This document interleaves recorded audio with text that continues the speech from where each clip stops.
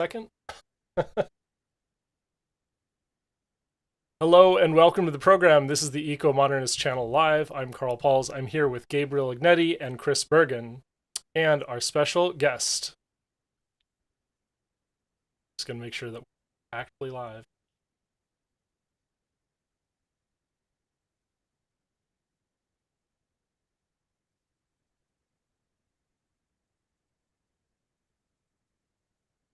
Okay. Our special guest is Enrique Lescure, who has previously led the Earth Organization for Sustainability. Enrique studied political science in Sweden and has been an EOS board member for many years. And remind us again, when was your tenure as the leader of the EOS projects? 2015 to 2020. Wonderful. So if you would explain, what is the Earth Organization for Sustainability? To explain that, we have to explain something that we call the three criteria.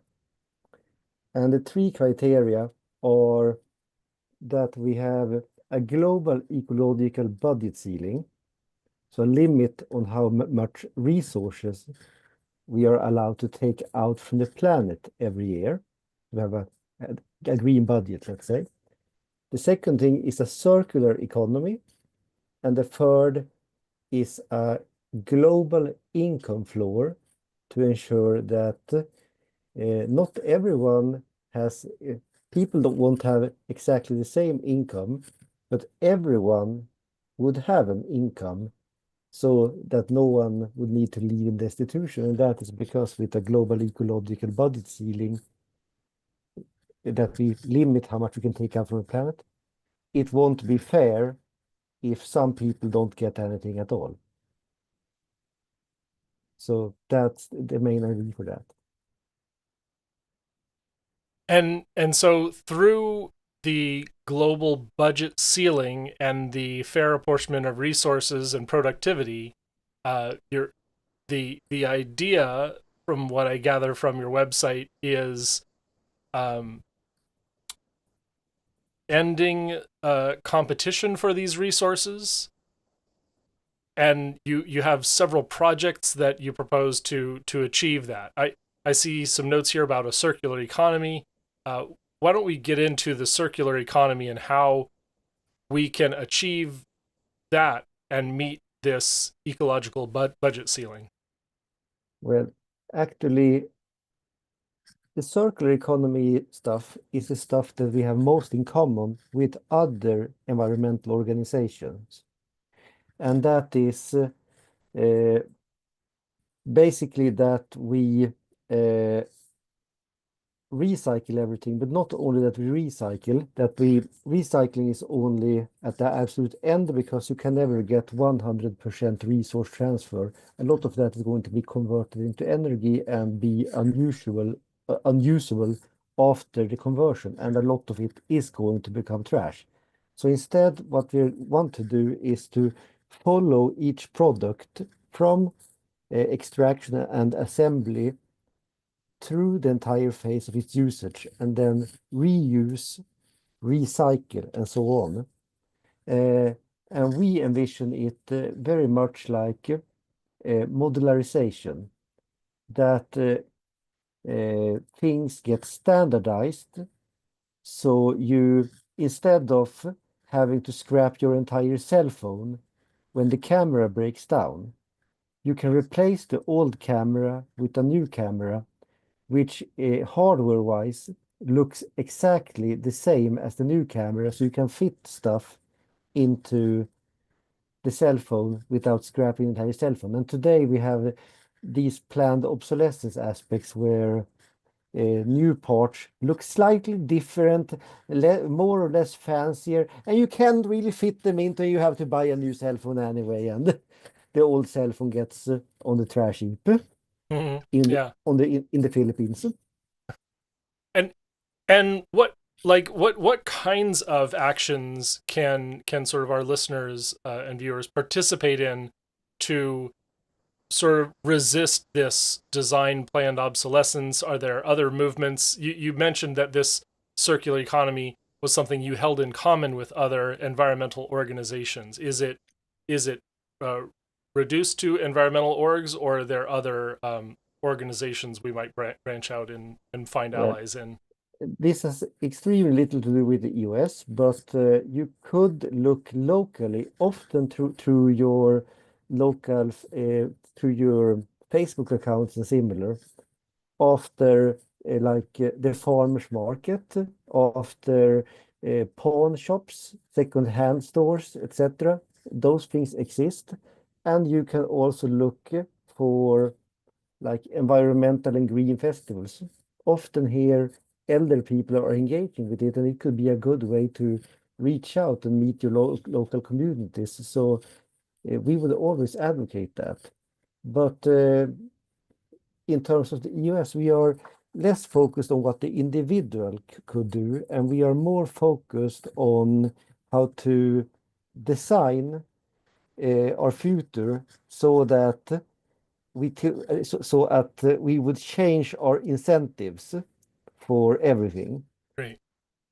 So let's get into that. Can you explain what is this design for the future? Is this the is this the resource management part of the projects, or something else? Well, for the resource management, we are thinking about, I talked about the ecological budget ceiling, and I talked about the basic income aspect. Our main idea is to create a new currency, and this is going to be a moneyless currency. So how can a currency be moneyless? It lacks two functionalities that money has, because money is possible to save over a permanent duration of time. It could lose its value, and it does under the modern industrial side with inflation, but it is going to last. Uh, and the second aspect is that $1 could be traded an indefinite amount of times. Energy credits are, as you hear from the name, based on the total energy production capacity, the exergy of the system. So we take the total exergy of a closed system and we divide it out between all the users based on, for example, their work, their work output, the time they put in the work, and how popular the products that their businesses are producing are. And in that case, we are distributing energy credit. You can only use energy credits once. When they are used once, they're converted into information. So you allocate your energy credits if you want a pair of new sneakers. The new sneakers are produced. And when you have allocated your energy credits, they are converted into specific information, a specific line of code, which says that these sneakers should be produced and they should go to you. So basically, you cannot use the same production capacity twice. For example, if you're going to work for 8 hours and you need, let's say, 1 cup of coffee and one lunch to work for 8 hours, you cannot work for 16 hours on that unless you want to break yourself. So that is what the energy credits are measuring. And the second thing is that energy credits can only last for, let's say, a period of 2 years. It's not important it's 2 years. It could be 1 year, it could be 1 month. But if it's 1 month, we have to distribute them out quicker and similar, and make the measurement again and again, because the measurement is about our ecological budget, and that needs to be adjusted as well. For example, if we get a volcano eruption, we may need to reduce the environmental budget, and if we get positive effect, for example, that topsoils get wider because we allow the earth to recover, we could get a bigger ecological budget. So it's not a degrowth system. It's a system where growth is incidental to the environment, and the environment is first, because we have one bank, and the bank is our planet. And that doesn't sound romantic, but we all are dependents on the planet. And so to contrast EOS projects with a degrowth movement, or a green growth, or any other sort of, as you call it, the system which demands infinite growth. This is somewhere in between. Is it based on the flourishing of humankind without necessarily maximizing profits? Exactly. Because our main goal is the highest standard of living for the longest time possible, for the biggest possible amount of people. So we are basically approaching this as if the Earth was an alien planet, and we are coming in from the outside and see how should we be able to manage resources on this world in such a manner that humanity could prosper for the longest time possible. So that's our way of thinking. Great. Chris, go ahead. Yeah, yeah. Thanks for speaking with us. I do like a lot of what I'm hearing already. You mentioned a global budget for resources. This would be different. I think some people maybe more familiar with what they've called a carbon budget.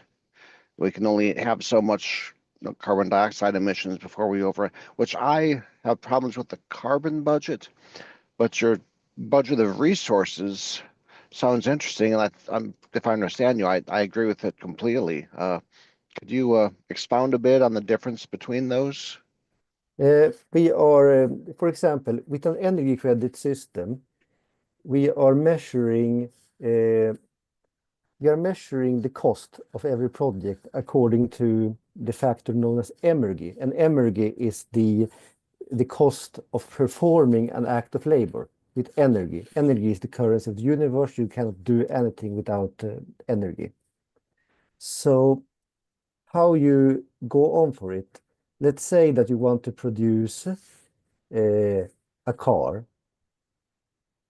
Well, what we are measuring then is the extraction cost for the raw materials, the refining process of the raw materials, the assembly and the transport of the vehicle. And then we also measure the fuel, and that is separate. The extraction, refining, and the cost, environmental cost of restoring the damage made by the fuel. So under an energy accounting system, we would have the effect that the more environmentally damaging an action is, or a process is, the more it is going to cost. So that would create an incentive towards greener consumption automatically with the system. I hope that has explained the Yeah. question. Yeah, I think it helps. My next question is along the lines of what about existing uh, existing circular economies? Like you mentioned the really great aspects of being able to trade your possessions with another person, to go to secondhand stores, go to buy nothing groups, which would be truly, moneyless, and not exchanging money or currency, just giving items to people who need them. Uh, is the total future vision inclusive of um, free flowing possessions, where if I don't need something, I will give it up, and then someone else will find use for it, and in that way, the human beings would live in a system of plentiful resources under this budget? Or would you think there would be a barter system underlying that? Regarding this, I do not think too much about that because I do not think that the energy accounting system is going to govern people's lives. I'm just thinking that it is going to be the system that manages production and ensures that we have a sustainable future. Regarding the second-hand economy, like for example, if you want to, if you think that your lawnmower takes too much place, you are free to put it in a pawn shop. And I can think that for the second-hand economy, there could even be alternative currencies which people trade and barter with, and that is not a problem because we are not against markets. What we are against is basically destroying the foundation for our common future for the sake of profit.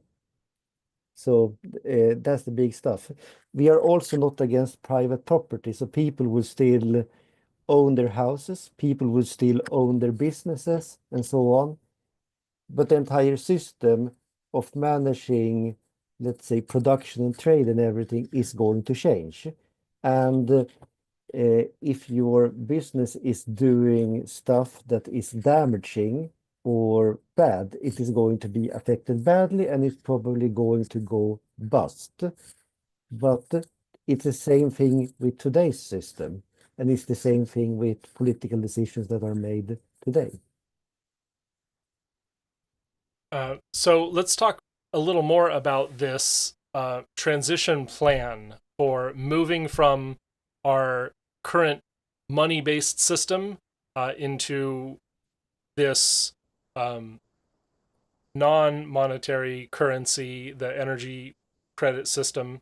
What's the plan, and how? What are the other missing parts we haven't talked about? How money, how society functions without money? Um, I will, I will answer your second question first. The Mhm. missing part is about the amount of production, for example, because one thing that won't exist in this society is an incentive to produce as much as possible. Because let's face it, if you have a company that produces a product, let's say bicycles under this system, under energy accounting system, uh, you are not going to get profits per bicycles you own because it's a profitless system. What you are going to get if you are producing bicycles which data shows that the people are satisfied with and which are environmentally friendly, so they are cheaper and similar, you're going to get a higher income with energy credits for the next cycle. So basically, you even if you are a business owner, you are very much earning a wage, just like the people who are a part of your business. And the energy accounting system is going to basically produce and distribute all of these energy credits through a computerized process. So you won't need to worry about not having enough to sustain your workers because as long as your business is doing a good work, you are going to get enough to sustain all of you. The second aspect is without advertisement, it is estimated that between 50 and 70% of the production of items will be reduced. And that would mean less labor time for people. And that would mean that we could both offload people who are working with absolutely socially necessary work, like, for example, cleaning, like let's say taking care of the elderly, taking care of small children and similar, which is a big thing here in Sweden where we have a socialized daycare system and everything. And that will mean more people who are working with that and more people who are working less time with that.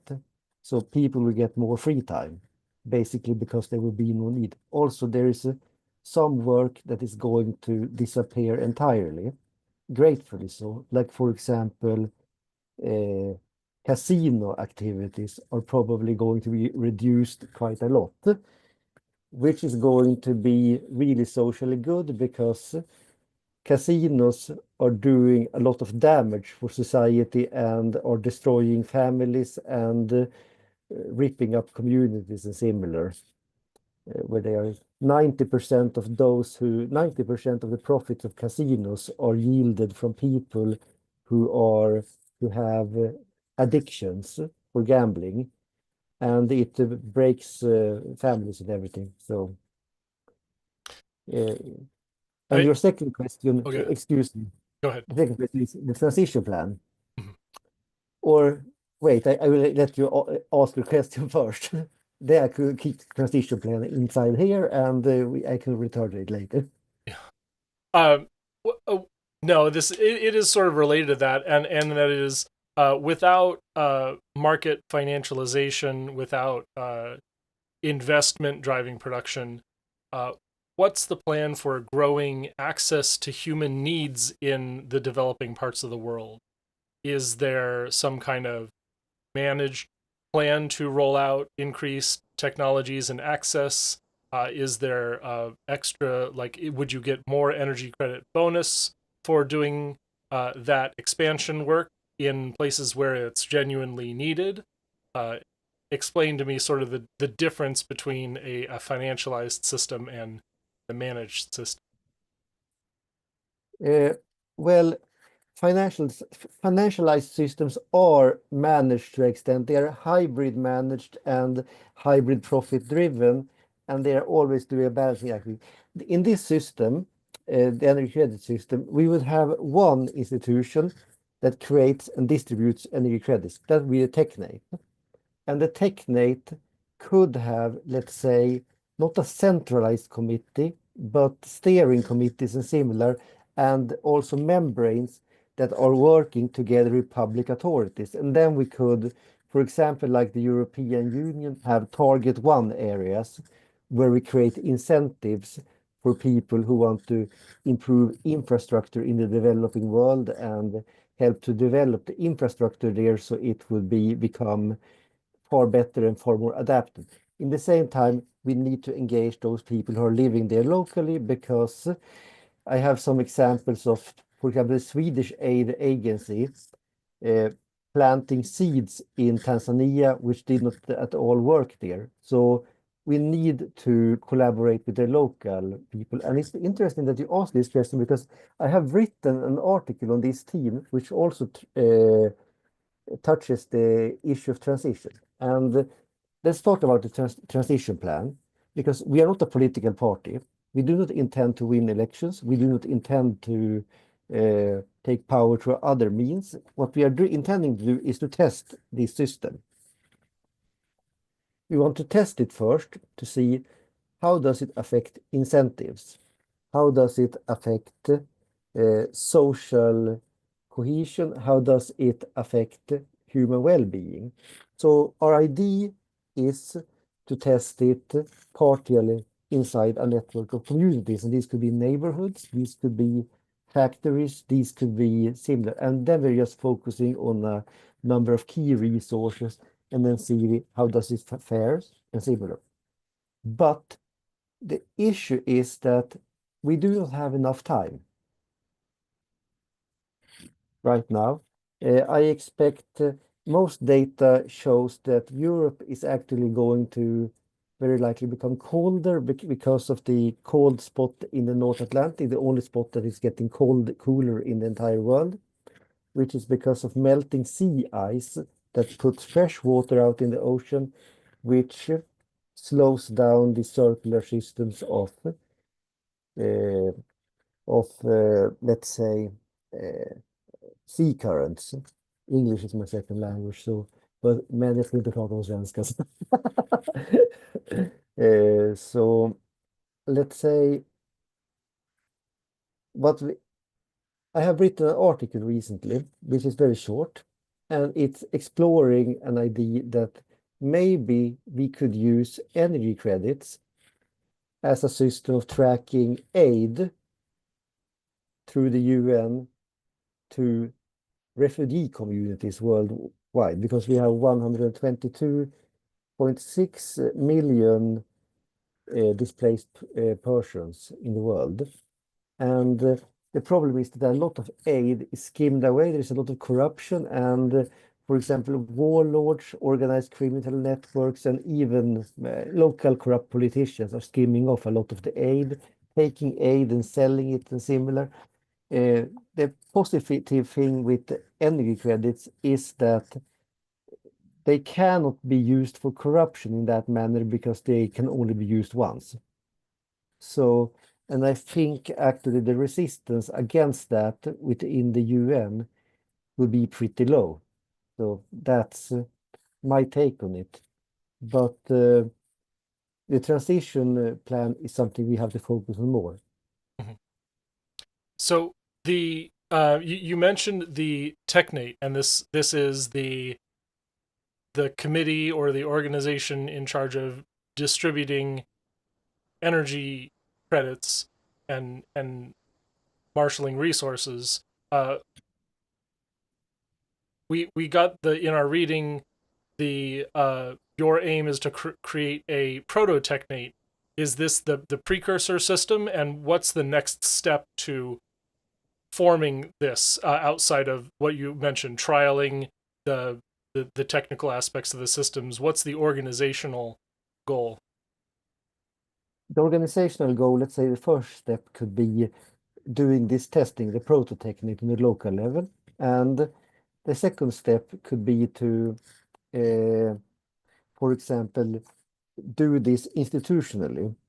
For example, creating energy credit systems for, as I said earlier, refugees or for communities. And the fourth step would be to basically introduce this kind of system for fossil fuels. So I believe that fossil fuels would need to be withdrawn from the market, and that we need a system to offset the profits so that everything goes back into restoring and mitigating the crisis created by that resource. So, and the next step could be to gradually move over more and more resources to that. So basically, we decide that the main problem with the current system is that it counts the planet as externalities, and we want to internalize the externalities and make them a part of the economy in the central aspects. We want to integrate the entire economy and the understanding of the economy, and then we want to remove it. And the important thing is not that our vision is fully realized. The important thing is that we manage to fulfill the three criteria. Chris, go ahead. Yeah, I'm wondering, do you have ideas about what or where would be an ideal place to start with your with testing these ideas? Are you thinking about a small country in Latin America or Africa or a Pacific Island or a district in Europe? Where do you think you might, or what attributes are you looking for the place where you want to start and make these changes to see if they work?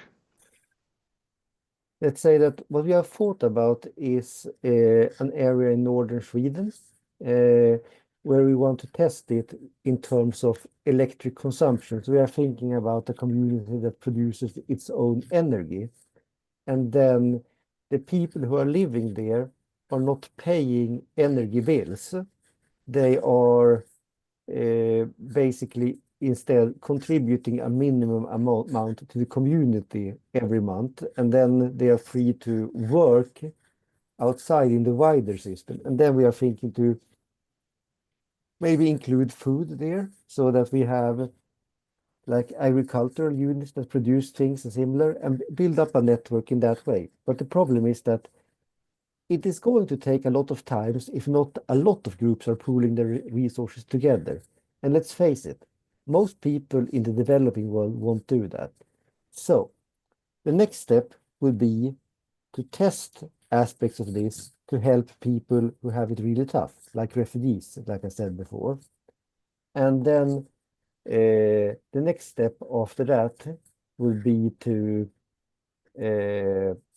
begin using aspects of this for certain key resources, like, for example, oil, and then gradually, in that manner, help to phase out oil. It's a little bit like some aspects of a cooperative organization.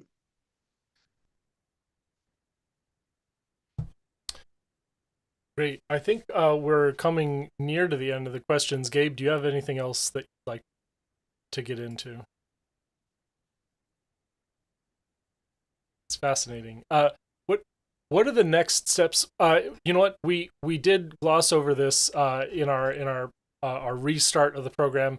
You mentioned there's an EOS movement in the U.S. Is that only exist in Washington, or are there other places? Gabe is in Florida. Chris is in the Midwest traveling, and I'm in Washington State, United States. Tell us about the various activities of the EOS movement and different projects going on here. I could begin with the US movement in Sweden. What we have been doing is that we have locally we have built a biodome for a group of urban gardeners. We have designed a concept for modular housing to change the ways cities are designed in the future, so that in the circular economy term, that instead of building a house once and only focusing on the house standing there, we can turn a multi-family house into like 500 one-family houses and then into a multi-family house again. And we can also move housing when people move and then connect them to the grid by even having the grid modularized or having certain like plumbing and electricity outlets on the houses that could be moved between different parts of the house, since the entire house is modular. Think Lego. Mhm. Then we have another project which we are seeking funding for currently, which is called Climatopia, which is a civilization-style strategy game, which is about the climate change. We have an alpha out there at T2 Games. The code word is Planet, and everyone are free to play it. It's not very great. It's quite addictive, but we are seeking funding for a full style civilization style game for it. Great. As for the EOS in the United States, they are doing stuff that is much cooler than what we are doing in Sweden. They are working with building up a database for the global resource budget. So a sort of Google for resources where you can, for example, see where all the steel is collected, for what it is assembled for, and how much steel we currently have available on the planet, and how much is used in the economic system. So that is what they have been working on. I'm interested in this game. I used to be in the games industry. You said it was Clean Utopia and Climatopia. oh, So Clean. climate and utopia. And I could share the link here. Yes, in the chat, Please. I'll be able to get it. Yeah, yes, I could share the link because the EU has been funding a game with the same name, so we have to change the name of the game, which is another issue entirely. But the EU's game they are funding about is for smaller children, and they have some sort of fairy island which kids are going to save, and we are instead focusing on that you are running the UN basically, but with more power, and you are going to try to stop the worst effects of climate change, and you can develop technology, install reforms, and you can install bad reforms that make things even worse. So there will be like 200 ways to destroy the world in that game. Okay, so for everyone who is watching, I have the link and the keyword, the code word for itch.io's access is planet, all one word, lowercase. So you can go to itch.io, Klimatopio Prototype 6, and you can, it's the publisher. It is It's two games. Tistu Games.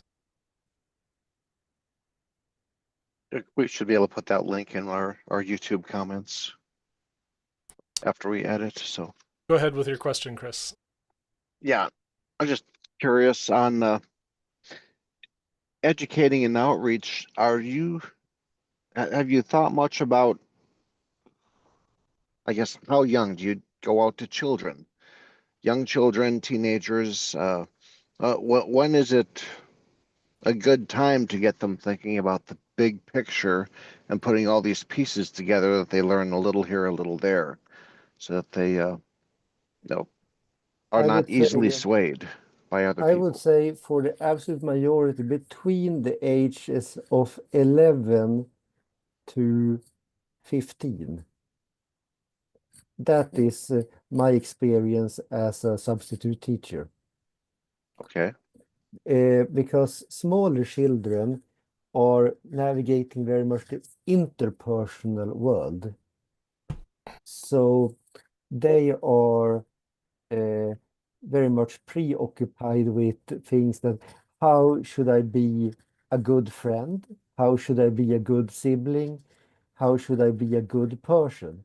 And and of course they are going to learn things about society, and they are going to learn things about the environment, about animals and so on, but and some things about climate. But for the climate issue, I would start introducing it at ages 10 to 11.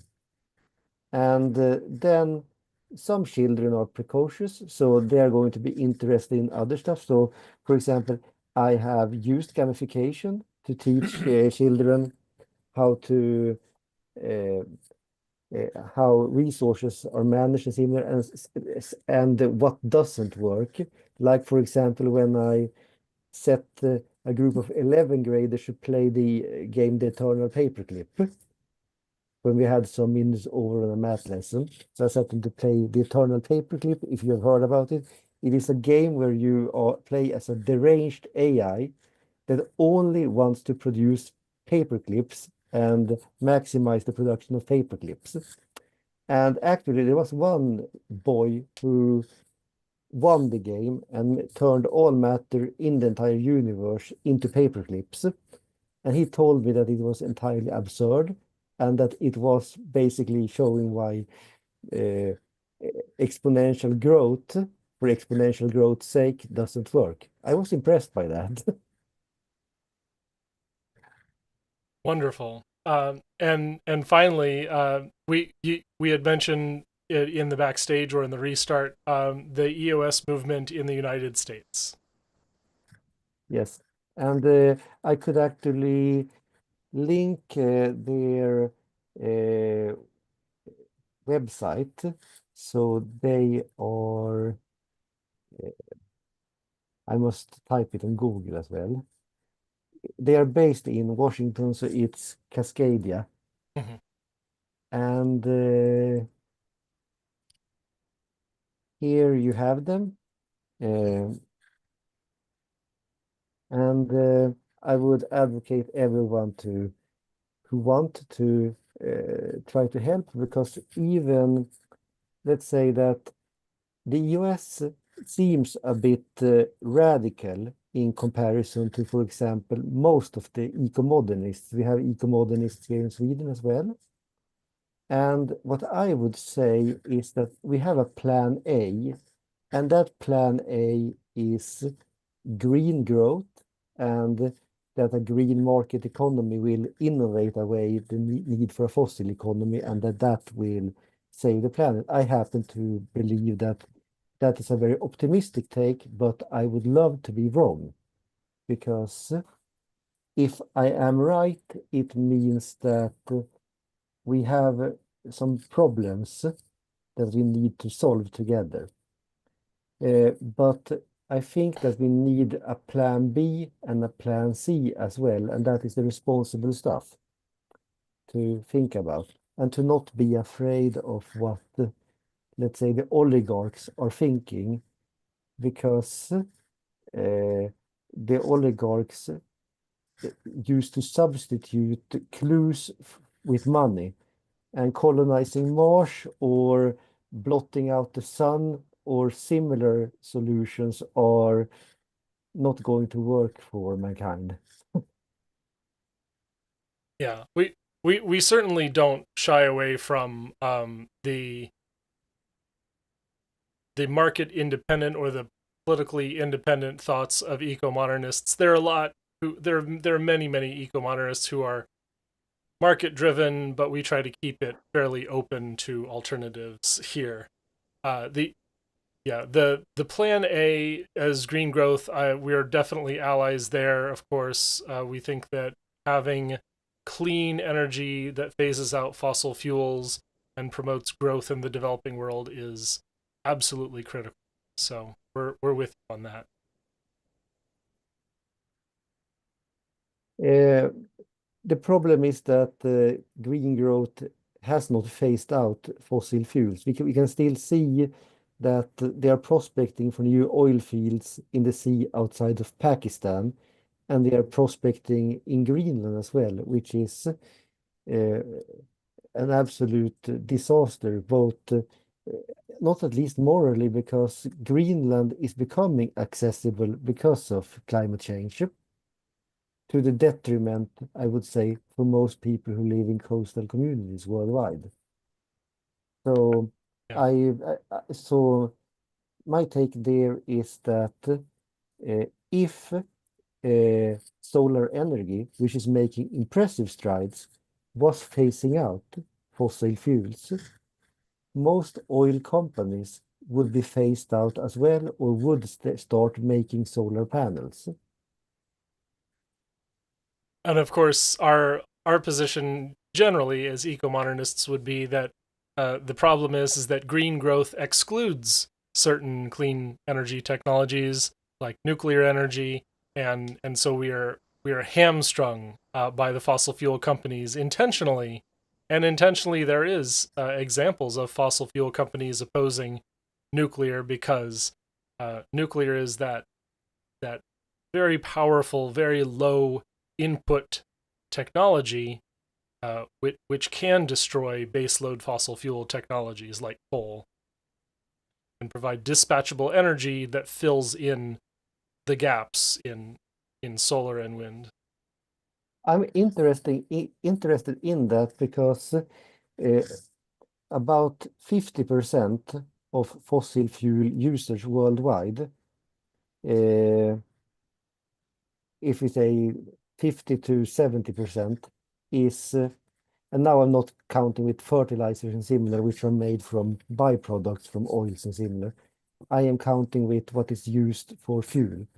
Uh, Heating, I can see nuclear, solar, wind, tidal, hydroelectric move out. In fact, Sweden is 98% renewable in terms of our energy usage. But we have most of our traffic is based on fossil or hybrid cars. And the interesting thing is that hybrid cars are actually increasing the exploitation of oil resources, because it's making previously non-profitable deposits profitable. Chris, go ahead. Uh, Two very brief comments. One, my personal small little wrench I'll throw into some of this is that about a decade ago, I realized that we have a hybrid energy grid. I know I've said this on a few other episodes. We have solar and wind, other renewables on one side operating to make electricity and power. And then we have mostly natural gas on the other side, and they work together. they're working together as a hybrid energy source on the grid. So I feel that renewables are tied in with fossil fuels, especially natural gas, for their primary backup. Even though batteries have gotten better, it's better, a little better. It's still primarily fossil fuels. The other thing is that there's an organization or a group of people who have signed a pro-nuclear statement, and these are oil and gas executives. I believe it was headed by a gentleman by Sanderson, and this was like a year and a half ago. I think they started, but yeah, they are executives at oil and gas companies. Probably most of them are millionaires, but they have signed a statement together saying that they are in favor of nuclear and would like to see more nuclear uh, in its various forms, whether it's for process heat for industrial use or for energy like electricity or on ships. Ships have recently, the was it IMO, the International Maritime Organization, has had a statement in the past few months where they want to see nuclear ships again for cargo ships. So there's a lot going on, and oil and gas, modern oil and gas, is not necessarily anti-nuclear. That's all I wanted to throw in. Is that Sandridge? I think. Sandridge, I Yeah, think. Yeah, not Sanderson. Thank you. yeah, and that's Executives for Nuclear. Interesting project.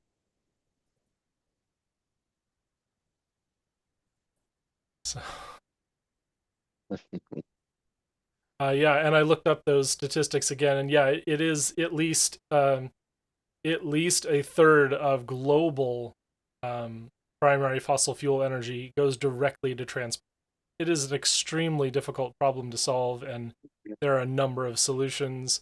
But most fantastically, public transit and the integration of public transit and urbanism Yes, is a big eco-modernist favored solution or absolutely. partial solution. Walkable cities and public transportation, and Mm-hmm. bicycles are part of public transportation, I think.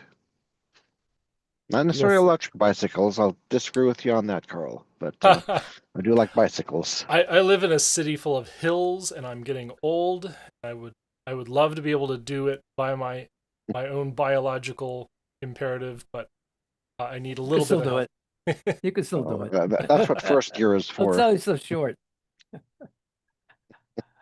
I got a question. Yes. Go ahead. Go ahead. Yeah.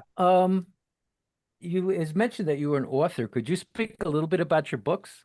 Yes, I actually shared one here, and that's directly related to US. So it's called The Future Civilization, where I describe the vision, and it's quite cheap, and the proceeds are going directly to the work that the US is doing.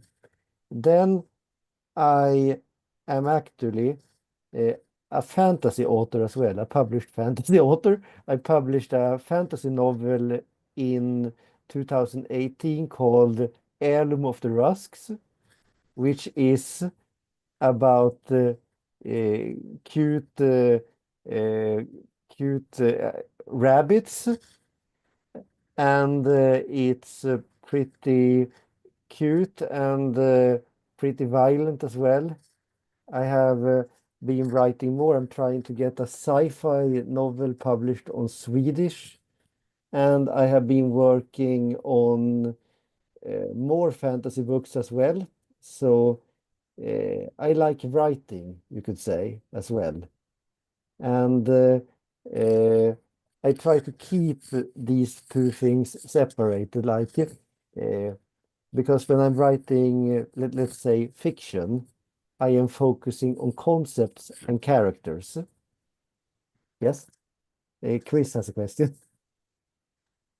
Oh, I just wanted you to finish your thought, but on writing and stories, I think all of us here like science fiction somewhat, and I've had one scenario occur to me, which I consider to be a nightmare scenario, possibly going forward. And what do you have a nightmare scenario that maybe you don't feel the public is ready to hear that you're tempted to write about? Actually, the sci-fi book I wrote, which is Okay. called The English version is not translated yet, but the English title is going to be No Choice But to Believe. It's about this guy named Lucas. Lucas is a pretty cool guy. He likes to dance at rave parties, and he's funding his life by selling pyramid schemes for a seedy company. And he's having multiple girlfriends and just one girl that he likes most of all, having a really fun, fancy life. And then his favorite girl breaks off contact with him. So he travels to Asia to discover himself, climb the K2 mountain in Pakistan, and then he falls down and dies on a glacier, the 22nd of September 1999. 20 years later, a UFO passes by and they resuscitate him. So they make him come alive again, and they are giving him a new job. He is going to represent the Orion Trade League in negotiations with the United Nations about the Earth joining the Orion Trade League, and they're going to give us technology that allows us to control the climate, technologies that are going to cure cancer and make us immortal, and give us access to their faster than light travel network. But they want to build a faster than light travel station in our solar system, and they want us to build that. And the main issue with that, and what is the charm with sci-fi, is the question, what would be if that would happen? And what would the debate be? So it's an optimistic sci-fi, which at the same time tells poignant questions. And I should not need to tell you that Lucas' younger brother, Olof, has become the boss of the he's very different from his brother. He has become the boss of the United Nations Space Agency. It actually exists. It's headquartered in Vienna, and Lucas' old girlfriend is married to Olof with 3 kids. We have intrigues there as well, and it was a quite fun book to read. I had to study a lot about mountain climbing, about the UN, and about space questions in general. So I tried to write a positive sci-fi novel, but in terms of nightmare scenarios, I think that the most realistic type of nightmare scenario, which people very well can experience when we have societal breakdown, is like the film that came out in the United States last year, Civil War, which I actually thought was a pretty good film because it's a realistic image of how war actually tends to look. Not this kind of heroic film where you are following a bunch of heroes. Instead, you're just seeing people that try to survive when when soldiers are trying to make the fighting stop. And you see how the war becomes a self-perpetuating disaster, in fact. So we are already seeing this. You know about Yemen. Mhm. You know that Sana'a, the capital of Yemen, became the first capital city in the world entirely without groundwater in 2018. It was at least projected to become that in 2018. I do not know any data now because data is very hard to get there. And we see more and more collapsing societies, especially in Sahel and in parts of the Middle East. And a lot of it has to do with water stress. So we are seeing the beginnings of that social collapse phase. And it's like a domino effect, that one domino flips over another domino, and you get worse. And we have had social collapses before, like during the Bronze Age collapse. And I would say that the closest analogy for what we most likely will see during the second half of this century is the Bronze Age collapse. but within an industrialized society. And take that with, for example, drones, drone technology, and mass unemployment. We will have huge incentives for people to join criminal gangs. Militarized drones will be easy to produce. You can use scraps to produce them. So basically, we could see high-scale anarchy and governments turning more authoritarian to curb that, and then we have a process that can't be controlled. So that's my nightmare scenario. Yeah. We might have a collapse anytime because of the debt bubble as well. I think that has happened before, but it has happened with smaller countries than the United States. And the most dangerous thing with debt bubbles is that they show really that money is a tool to measure the economy. Money is not the economy. Argentina had such a collapse in 2002. And what happened was basically that the workers of industrial factories broke into the factories and continued to run the factories. The workers in the electric grid broke into the electric grid and continued to run it. And then they traded with the people in the factories for things that they needed. So they created a sort of non-monetary economy just to sustain themselves and survive. Mm. So the debt bubble could actually, to a certain degree, be a savior because it forces people to be creative. So it worries me less. What worries me more is that is basically corrupt autocrats and that the oligarchy gets really irrational and wants to derail any processes towards a sustainable society because they just don't want to pay, let's say, 20% higher taxes or something like that. Wonderful. If there's anything else, I think we're about ready to wrap up our show for today. In that case, thank you everyone for your contributions. This has been the Eco-Modernist Channel Live. You can find us here almost every Sunday at 10 a.m. Pacific. What would that? 1 p.m. Eastern. So 10 a.m. Pacific, 1 p.m. Eastern time, U.S. time, on YouTube at Eco-Modernist1. That's our channel, at Eco-Modernist1 on YouTube or the Eco-Modernist channel. Please support us on Patreon. Look for Eco-Modernist channel on Patreon. You can find us online at ESNA.earth.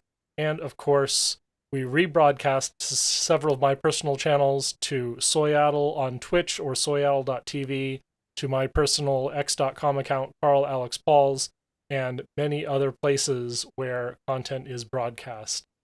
Remember, emissions first, peace and justice will follow. I want to speak to you about a new organization called the Eco-Modernist Society of North America.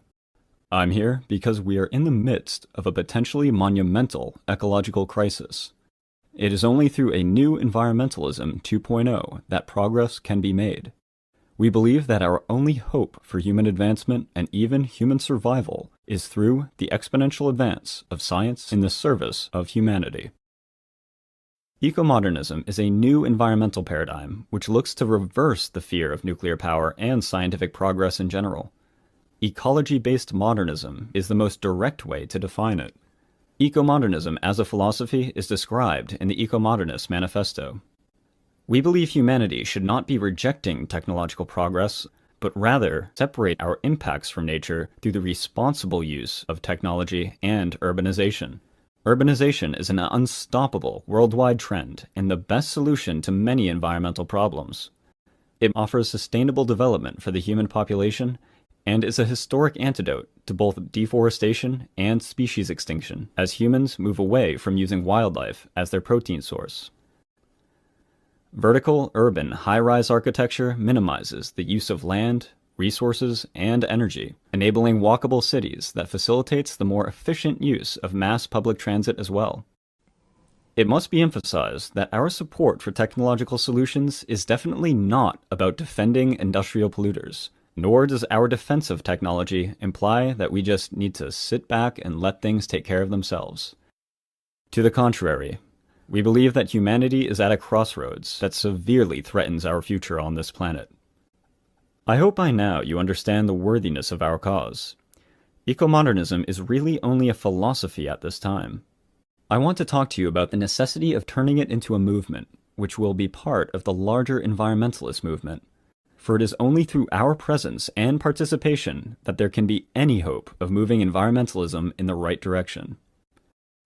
Our aim is not to divide the environmental movement, but rather to multiply its numbers with the incorporation of many scientific and educational communities that is working to both build chapters of eco-modernist societies and support our growth worldwide.